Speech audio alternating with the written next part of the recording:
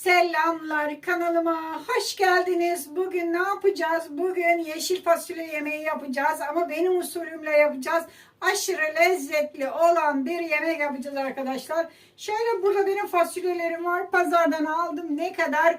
Yarım kilo, yani 500 gram fasulye aldım. Hemen başlıyorum yemeğimi hazırlamaya. Evet, malzemelerimiz 500 gram yeşil fasulye, taze fasulye, 2 tane kuru soğanımız, 3 tane domates, 1 tane biber yeterli çünkü fasulyemiz az, 1 tane yeşil soğan, 2 tane sarımsak, sıvı yağımız, tuzumuz ve olmazsa olmaz şekerimiz var tabii ki de. Hemen şimdi başlayalım malzemelerimizi doğramaya, yemeğimizi hazırlamaya. Tabii önce fasulyeleri doğrayalım. Bu malzemeleri şöyle indirelim, size gösterdik. Hemen doğrama aşamasına geçiyoruz fasulyelerimizi. Geniş fasulye bunlar. İsterseniz ortadan kesebilirsiniz ya da kesmeyebilirsiniz. Bakın hiçbir şekilde kılçık yok. Kılçıksız süper bir fasulye. Hemen şimdi bunları böyle ufak ufak doğrayacağım.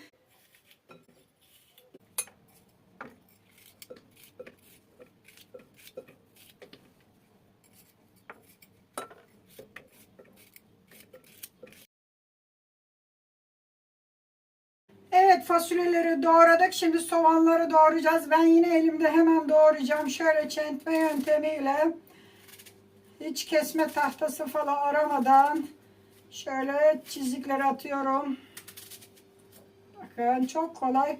Tabii kendinize güvenmiyorsunuz, korkuyorsanız, elinizi keseceğinizde sakın yapmayın bu yöntemi.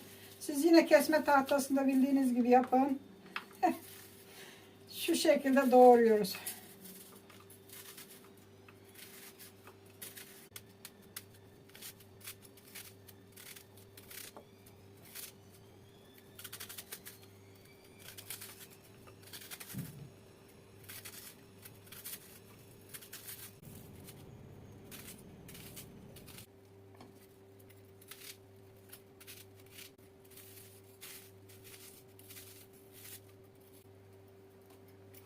Evet, soğanlarımızı doğradık. Gördüğünüz gibi çintme yöntemiyle.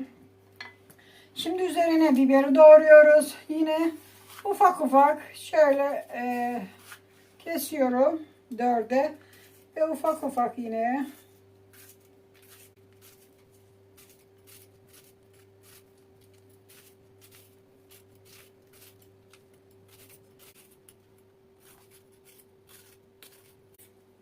Biberimizi de doğradık. 2 tane sarımsağımız var. Yeşil sarımsak. Kurusunu da kullanabilirsiniz ama yeşil daha da lezzetli. Şu anda yeşil mevsim olduğu için bir de yeşil soğan doğruyorum. Yoksa kuru soğan da yeterli olur. Hemen onları da doğrayalım.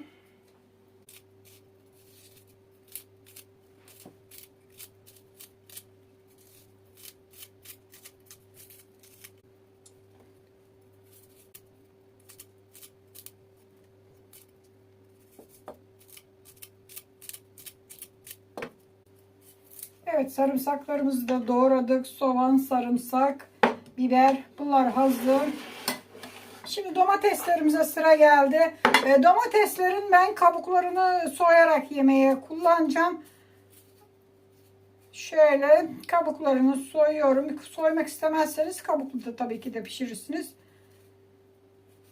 Ama ben kabuklu sevmiyorum. Şöyle.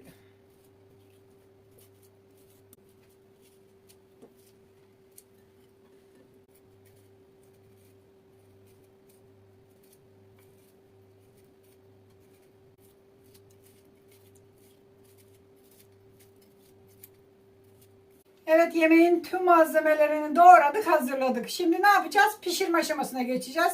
Önemli olan pişirmesi arkadaşlar. Malzemeleri güzel hazırlasanız bile pişirmesini düzgün yapmazsanız yemeğiniz lezzetli olmaz. Dikkatli izleyin ve püf noktalarını asla kaçırmayın. Hemen ocağımı yakıyorum. Tenceremizi ocağımıza koyduk. İçine hemen ne yapıyoruz? Yağımızı döküyoruz. Şöyle bir çay bardağı, şöyle küçük bir çay bardağı ile yağımız vardı. Yağımızı ilave ettik. Şimdi kavurmaya başlıyoruz. Önce soğanlar, biberler, sarımsaklar güzel bir kavrulacak.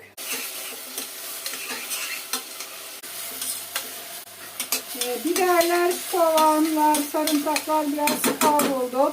Şimdi ne yapıyoruz? Üzerine domatesleri ilave ediyoruz.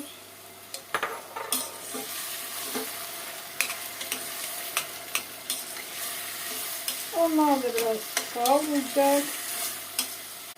Üzerine salça koyacağım ama siz salça sevmezseniz koymayın, ama ben renkli sevdiğim için şöyle bu domates ve biber salçası karışık. Salça da malzemelerle birlikte kavrulsun. Gördüğünüz gibi domatesler de bayağı bir kavruldu. Şimdi fasulyeleri ilave edeceğiz. Hemen fasulyelerimizden ilave ediyoruz.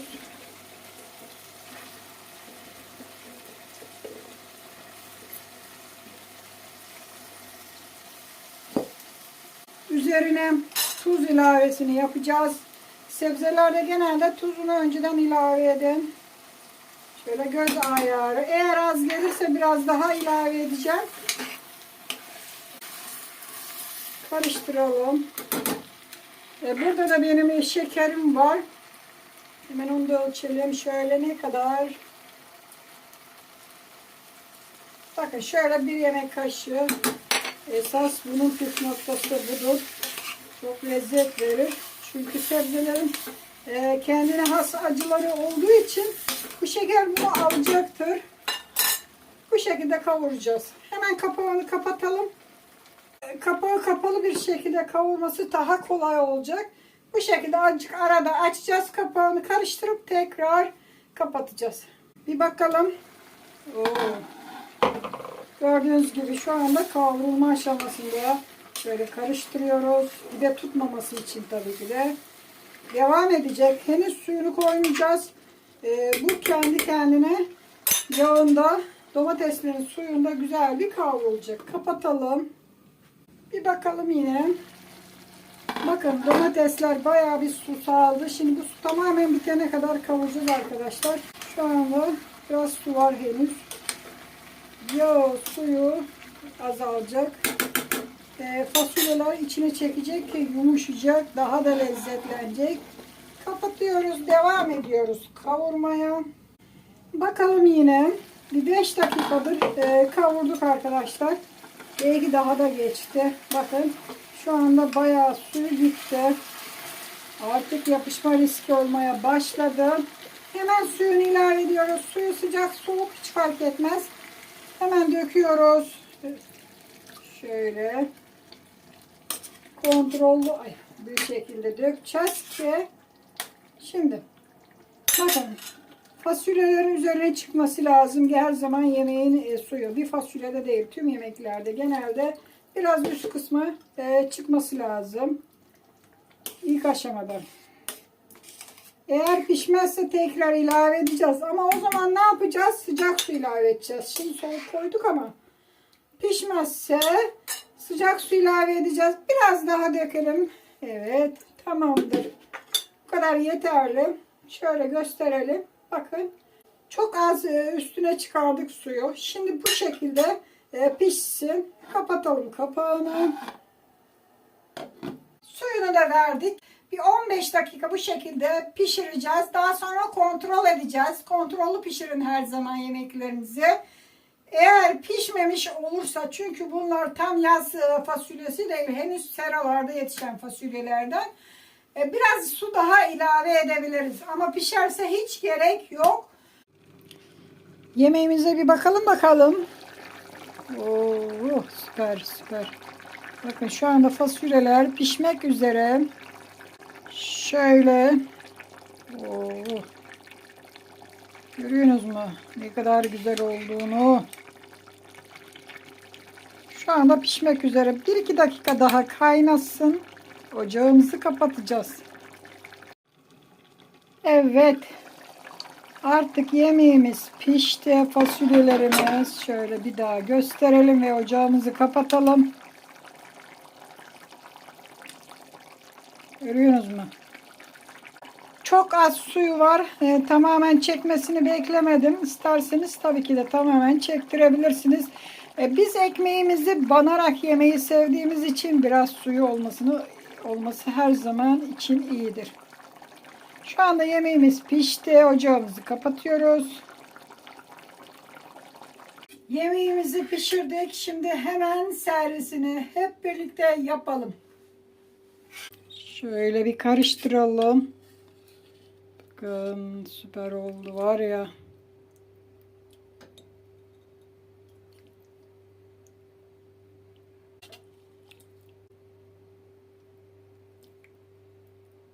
Biraz da suyundan.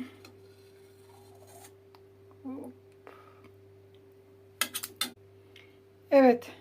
Yeşil fasulye yemeğimiz hazır oldu. Muhteşem oldu arkadaşlar. Şöyle yakın plandan da gösterelim.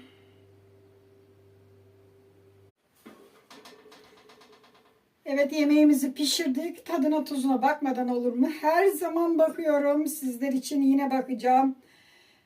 Çok güzel oldu ama yeşil fasulye yemeğimiz. Sıcak tabii, henüz yeni kapattık. Hemen sizlere göstermek için tadına bakıyorum. Daha sonra yiyeceğim bu tabaktaki.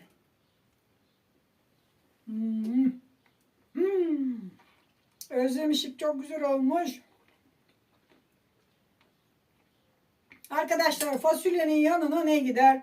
Bence bir pilav iyi gider. Onu da yaparız. Ama süper pişmiş fasulyeler. Tekrar su koymadım arkadaşlar. Tamamen koyduğumuz suyla pişti. Süper olmuş. Ben çok beğendim. Yeşil fasulye yemeğini ayrıntılı bir şekilde sizlere tarifini verdim. Püf noktalarını kaçırmayın. Siz de bu güzel lezzetli yemeği yapın tabii ki de. Şimdilik videomu burada bitiriyorum. Her zaman olduğu gibi ne diyoruz? Kanalıma abone değilseniz abone olun. Aboneyseniz de bildirim sekmesini açın. Bildirimlerden hemen haberiniz olsun. Hadi hoşça kalın.